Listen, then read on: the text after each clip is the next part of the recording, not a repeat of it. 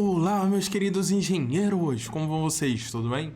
Professor Matheus de volta, pessoal, e nesse vídeo vamos abordar a atividade 1 de estruturas de concreto 2. Pessoal, para quem não me conhece, eu sou o professor Matheus, sou engenheiro civil, além disso sou professor acadêmico, pessoal, há anos já nessa trajetória. Minha especialização é em cálculo estrutural, estruturas de concreto armado, assim como estruturas de aço, pessoal, e também protegido. Bom, pessoal, estou ajudando vários alunos neste módulo, assim como ajudei no módulo passado vários alunos, fizemos várias lives, vários aulões, pessoal. E claro, se você está precisando de uma ajuda, seja nessa atividade, no mapa, nas outras matérias, estruturas de aço ou qualquer outra atividade, manda um WhatsApp. Vai ser um prazer ajudar você, tá bom? Queridos, vamos lá então. A atividade 1, essa atividade 1, perdão, é bem legal, estrutura de concreto 2, bem tranquilo. Bastante teórica e é muito interessante porque ela aborda uma análise bastante qualitativa e analítica, o pessoal do processo. Então é bem interessante. O objetivo aqui é testar a nossa capacidade de reflexão e avaliação sobre um determinado problema e projeto, tá bom? Bom, meus queridos, para isso a gente vai rever alguns conceitos que certamente, a partir dessa aula que eu preparei, pessoal, vocês vão fazer tranquilamente essa atividade, tá bom? Queridos, então vem comigo. Bom, meus queridos, então vamos lá? Bom, a primeira coisa então, pessoal, que a gente vai abordar aqui é o conceito de lajes, pessoal. Nessa altura eu creio que todo mundo tá careca de saber o que é laje, pessoal, mas uma definição mais teórica e técnica da laje é uma estrutura de superfície plana que é projetada para sustentar um determinado peso ou um determinado carregamento. Simples assim, aqui a gente tem um esbocinho, né? De um funcionamento de uma estrutura em concreto armado. A gente tem o nosso slab, a nossa laje, a gente depois tem o nosso beam, que é equivalente à nossa viga, e também a gente tem o nosso column, que é o nosso pilar. E a gente olha que tem o gravity load, que é a mesma coisa de peso da gravidade, algo nesse sentido, sabe? A ação da gravidade, ou seja, o peso próprio. Só que além da ação da gravidade, pessoal, a gente também tem cargas externas, né? A gente chama de carga de utilização, que vão atuar sobre a laje também. E por fim, o column, ele descarrega todo esse carregamento lá embaixo nas nossas fundações. Então olha o carregamento da carga, olha que interessante. A gente tem um carregamento externo, que por sua vez é distribuído na superfície da laje. Esta vai descarregar todo esse carregamento, que será distribuído nas vigas que sustentam as lajes. Uma vez as vigas captando esse carregamento, ela vai distribuir essas cargas através dos pilares que sustentam as vigas, pessoal. Portanto, essas colunas verticais, que a gente chama aqui de pilar, vai distribuir todo esse carregamento, essa carga, lá embaixo nas fundações. Então as fundações vão suportar essas cargas dos pilares, e da fundação ela vai fazer o que? Distribuir toda essa carga ao longo do solo em questão, tá bom, pessoal? Tranquilo? Então esse é um resumo, perdão, do sistema, do caminho da carga, o momento onde e o ponto, né, onde ela é aplicada até chegar na distribuição no solo, beleza? Bom, meus queridos, e aqui a gente tem um exemplo de laje maciça, que provavelmente não, certamente é a laje mais conhecida por vocês, que é a laje maciça, que todo mundo aqui já passou na porta de alguma obra e já viu isso. Famosa laje maciça, laje de concreto armado, famosa. E é bem interessante, pessoal, porque a gente tem um casamento perfeito do concreto com o aço, por isso concreto armado. O concreto vem do material concreto e o armado vem do aço, porque a gente, entre aspas, arma o concreto, por isso concreto armado. E por que o casamento perfeito, meus queridos? Como vocês já sabem a essa altura, o concreto é um material que tem por característica uma altíssima resistência ao fenômeno da compressão. Então ele resiste muito à compressão. Em contrapartida, ele é um material frágil quando submetido à tração. Por outro lado, o aço apresenta um comportamento quase oposto nesse sentido. Ele não apresenta tanta resistência à compressão. Imagine uma barra, comprime a barra, resistência quase inexistente, né? Entretanto, o aço é extremamente resistente à tração, ou seja, é o comportamento oposto do concreto. Então é justamente a deficiência do concreto é o ponto forte do aço, por isso o casamento perfeito. E o que a gente faz? A gente arma a nossa laje de concreto e aí fica laje de concreto armado, também conhecido no nosso meio de laje maciça. E aí, pessoal, o casamento perfeito se dá de que modo? Bom, o concreto resiste muito à compressão e o aço, como tem ponto forte, resistência à tração, ele suporta a tração. Então, pessoal, esse é o funcionamento de estruturas em concreto armado. A gente tem o concreto atuando majoritariamente a solicitações de compressão e o aço resistindo àquelas solicitações inerentes à tração. Beleza? Bom, e aqui a gente tem o esquema da laje, tem a nosso plano de armadura com os nossos espaçadores, que vai garantir o espaçamento barra. Além disso, a gente tem a armadura da viga, né? Aqui embaixo, se a gente analisa bem, ó, a laje é toda essa seção aqui, beleza? E aqui embaixo a gente tem o que? Uma viga, né? Isso aqui então, ó, isso aqui é a viga, tá? Repara que a seção aqui da viga é maior. Evidentemente aqui a gente tem a interação, né? Da laje com a viga, né? E aí tem um cálculo lá na NBR 6118, que é a norma técnica brasileira que rege estruturas de concreto armado no Brasil.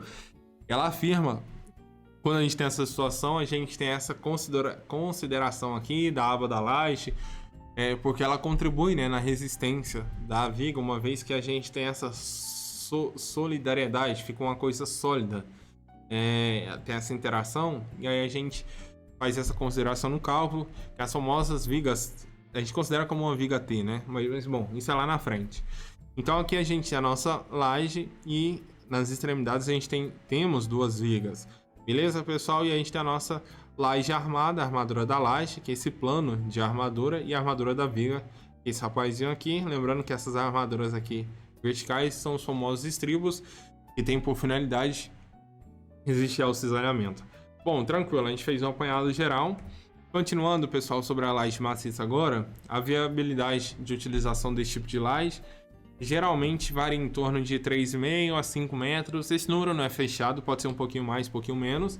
O que não significa que eu tenho um vão de mais do que 5 metros, então não posso usar laje maciça. Não tem absolutamente nada a ver. Óbvio que pode. Porém, a gente vai ter que fazer algumas considerações. A partir de vãos maiores que 5, 5,5, a gente vai precisar de adotar uma laje com espessura maior, se a gente de fato quiser esse vão livre dessa espessura. Então a consequência é só essa, a gente vai ter que adotar uma espessura maior, consequentemente um peso da nossa estrutura vai ser elevado, né? Mas sim, pode, desde que haja essa consideração. Evidentemente, uma alternativa para vencer vãos, a gente pode colocar uma viga para vencer o vão, e aí um vão que era 8, a gente coloca uma viga no meio, fica vão de 4 metros, entende? Então a gente pode jogar nesse sentido. É óbvio, pessoal, tudo isso, pessoal, depende exclusivamente das características únicas do seu projeto. Cada projeto é um projeto e, portanto, tem suas particularidades, beleza? Bom, pessoal, além disso, uma vantagem na utilização de laje maciça é referente à passagem de condutores de instalação elétricas posicionados internamente na laje, evitando então a realização de aberturas para passagem. Acho que todo mundo já viu, né, que nas lajes a gente pode estabelecer determinados pontos ou furos para passagem de instalações e condutores elétricos, pessoal, tá bom? Outra vantagem também que eu esqueci aqui de mencionar no meu slide é com relação à farta mão de obra, sem sombra de dúvida. Esse é um método construtivo mais difundido no nosso país e, portanto, a gente tem muita mão de obra. Então a gente tem uma grande oferta aí de pessoas que executam esse tipo de tecnologia construtiva e, portanto, também, dentre as opções que a gente tem, esse costuma ser o mais barato, tá bom? Bom, seguindo, pessoal, outra opção é laje nervurada. Esse tipo de laje, pessoal, basicamente são formadas por grelhas de vigas T. Lembra grelha, pessoal? Grelha é aquele tipo de estrutura que suporta unicamente, que todo o carregamento, na verdade, né, são carregamentos perpendiculares ao plano da estrutura. Então são majoritariamente carregamentos normais, né, laje. Podendo então essas serem moldadas no local ou com nervuras pré-moldadas, tanto faz. A zona de tração para momentos positivos, lembra? O momento positivo é o quê? Tração embaixo, comprime em cima.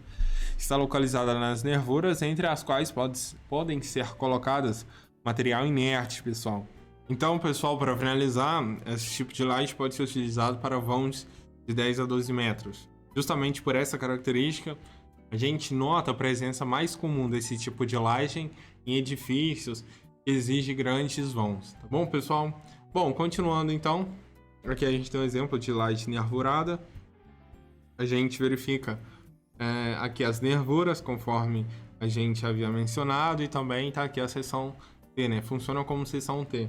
E aqui ali embaixo a gente tem o vazio ou material inerte. E aí, pessoal, essa parte vazio ou material inerte que a gente tem aí, isso confere ao que, pessoal? A estrutura, uma característica e uma das vantagens, né, desse tipo de método construtivo é que a gente tem, então, uma estrutura mais leve, dada a presença desse material inerte ou vazio, tá bom? Bom, pessoal, vamos lá, então. O carteiro fez favor de chegar agora, mas vamos continuando. Bom, próximo tipo, então, pessoal, de laje, a gente tem o que? Laje pré-fabricada, que são aquelas lajes que não são feitas no canteiro de obra, não, elas já chegam prontas, todas edificadas. Na obra a gente só vai fazer a montagem, não assentamento, assim como estruturas de concreto armado, não. Bom, pessoal, e a gente tem dois tipos principais, que são o quê?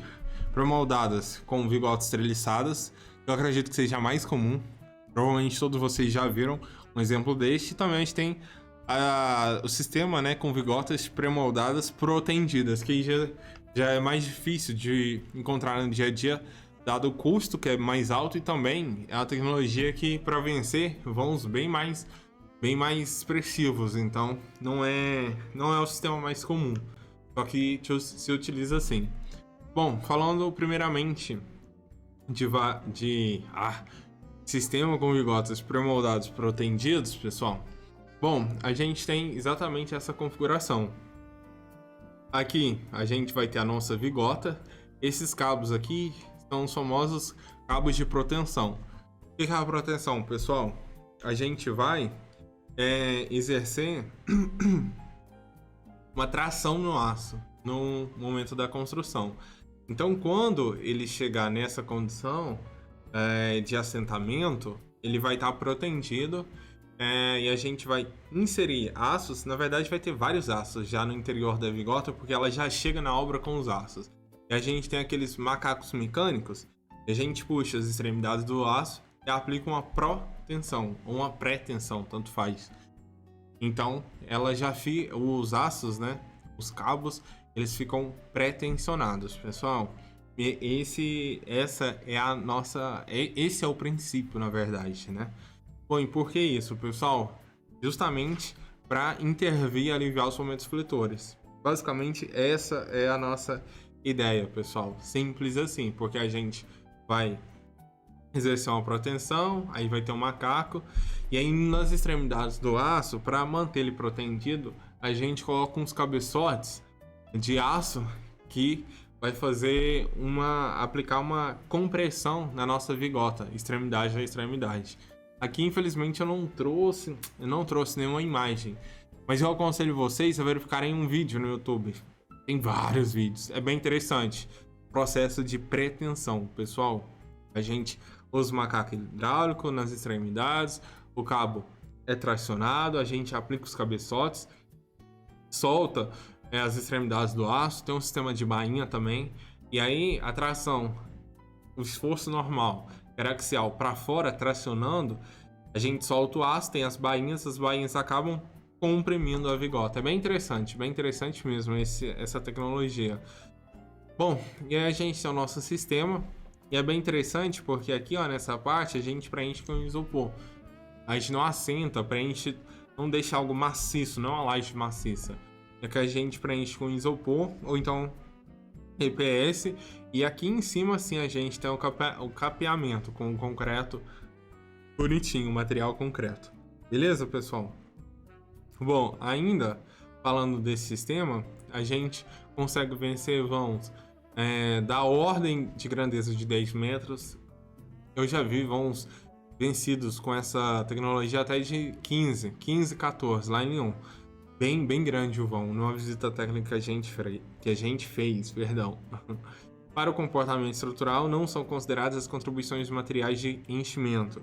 As lajes compostas por vigotas são consideradas como elementos unidirecionais, sendo indicado o posicionamento das vigotas na direção de menor vão. Tranquilo, né? Acho que isso é intuitivo até. Por último, a gente tem lajes pré-moldadas com vigotas treliçadas, que eu acho que é o mais comum aqui no Brasil. Imagino que um bom número de vocês já viu essa tecnologia, pessoal. E essa é o conceito, né? A gente tem aqui a nossa espessura, que varia de 3 até 5 centímetros. Já vi uma vez com 5 centímetros. A gente tem a nossa armadura adicional e tem o nosso sistema de treliça através das nossas barras de aço. Tranquilo? Bom, e aí, pessoal, sobre esse sistema estrutural que a gente tem? Bom, simples, pessoal. Esse tipo de lajes são produzidos com as vigotas, né, pré-moldadas com seção transversal T, invertida. Nesse tipo de laje pré-moldada, utiliza-se uma armadura adicional em forma de treliça. Esse tipo de laje é utilizada para vãos de 3 a 6 metros, podendo chegar ao intervalo de 8 a 12 para espessuras naturalmente maiores. Aquele 3 a 4, aí já vai para 7, 8. Para vãos de 12 pode bater até 10 centímetros fácil, 10, 12. É 12 metros, pessoal, 12 metros de vão é muita coisa. Bom, tranquilo, pessoal? Eu imagino... Tranquilo, pessoal? Bom, meus queridos, então, eu tentei aqui dar uma pincelada nos sistemas de lajes que a gente tem, porque a nossa atividade pede para propor um sistema construtivo para laje, e aqui eu dei alguns exemplos para vocês, e simples, pessoal. Agora vocês vão escolher, analisar o projeto arquitetônico e escolher um desses. Lembrando, pessoal, esse tipo de atividade de reflexão não tem uma resposta certa. Não é igual ao dimensionamento de uma viga, por exemplo. Se bem que dimensionamento de uma viga nem é tanto parâmetro, porque a gente pode colocar, só tem a armadura mínima, não necessariamente precisa colocar a mínima, só aquele mínimo. Mas um exemplo que eu quis dizer não é algo objetivo e único, como integral, por exemplo. Lembra? Bom, integral de x ao quadrado é x ao cubo sobre 3. Não tem conversa, não tem outra opção. Ou é isso ou está errado. Aqui não, pessoal, aqui é livre. Através da sua interpretação, da sua análise do projeto, vocês vão propor um tipo de laje a ser executada e utilizada nesse projeto arquitetônico. Aí vocês vão perguntar, ok, professor, mas como eu avalio isso? O que eu tenho que analisar? Eu estou ainda começando, não estou seguro. Simples, gente, vem comigo, olha.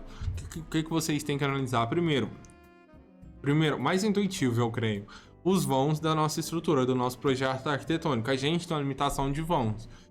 Pelo que foi esboçado aqui, a gente já tem uma noção de até quando determinados vãos é interessante usar laje nervurada, laje maciça, laje pré-moldada. Então, uma análise, num primeiro momento, pode ser a respeito disso, analisar o tamanho dos vãos que a gente tem, a partir daí propor alguma coisa. Se o vão está muito grande, o que a gente pode fazer? Eu já falei várias vezes aqui, quando a gente tem vãos mais expressivos, o que a gente tem que fazer, quais são as opções para vãos expressivos, beleza? Outra alternativa também, pessoal, que vocês devem se atentar na justificativa de vocês na escolha também, igual tudo na engenharia, pessoal, é o que? O custo-benefício. Analisar, pessoal, qual é o caráter do nosso projeto arquitetônico. É um projeto arquitetônico multifamiliar, de um edifício comercial, uma residência habitacional unifamiliar. Bom, a partir disso, a gente tem uma noção de qual vai ser o budget, o orçamento prévio. Nesse tipo de construção, geralmente a gente opta pelaquela alternativa porque ela apresenta um custo-benefício maior, a oferta da mão de obra é maior, menor. Então tudo isso tem que ser avaliado, pessoal, por vocês agora na cadeira de engenheiros. É a vez de vocês analisarem o problema, verificarem as opções que tem e então propor alguma dessas soluções e justificar a proposta. Além disso, pessoal, a nossa atividade também aborda sobre caminhamento de carga, que claramente a gente já discutiu lá no início do nosso vídeo, né? Sobre isso. Lembra? Caminhamento de carga, tem um carregamento lá em cima. Vou até voltar, ó, pessoal. Caminhamento de carga, olha lá. Tem um carregamento aplicado sobre a laje. Essa laje, por sua vez, é apoiada sobre as vigas. Essas vigas transmitirão o carregamento que foi aplicado lá na laje para os pilares, que são as colunas verticais, e essas, por sua vez, vão transmitir todo esse carregamento, todas essas cargas para as nossas fundações, e, por fim, as fundações distribuirão essas cargas ao longo do nosso solo. Simples assim, caminhamento de cargas em estruturas de concreto. Tá bom, pessoal? Ufa, falei pra caramba, pessoal. Bom, vou ficando por aqui então, meus queridos. Eu espero ter de verdade ajudado. Tentei dar o meu melhor, fazer uma aula bem objetiva e de forma bem didática. Espero ter contribuído na aprendizagem e no entendimento de vocês, tá bom? Estou ajudando vários alunos nos mapas, nas atividades, seja dessa matéria, estruturas de aço, hidráulica, instalações prediais, enfim. Precisando de ajuda é só mandar um WhatsApp, meu número tá na descrição desse vídeo, vai ser um prazer ajudar você, tá bom? Queridos, fiquem com Deus, forte abraço, bons estudos e até o próximo vídeo. Tchau, tchau!